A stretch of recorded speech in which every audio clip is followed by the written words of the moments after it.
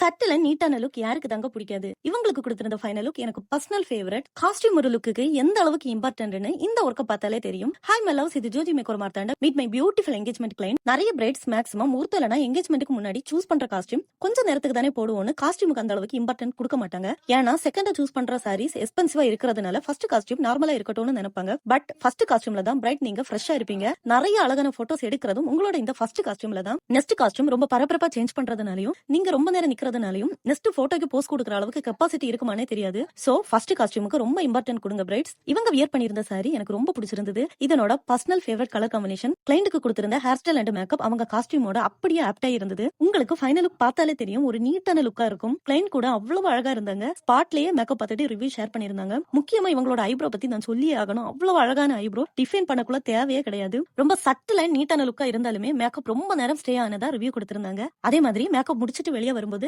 Family சைடுல இருந்து அவ்வளவு காம்ப்ளிமெண்டரி கிடைச்சது. உங்களோட ஸ்பெஷல் டேக்கு இந்த மாதிரி நீட்டான லுக்கை நீங்க எதிர்பார்க்கறீங்கன்னா ஸ்கிரீன்ல தெரியுற இந்த நம்பருக்கு வாட்ஸ்அப் பண்ணுங்க. ஜோதி மேக்கர் இன்ஸ்டாடியை ஃபாலோ பண்ணிக்கோங்க.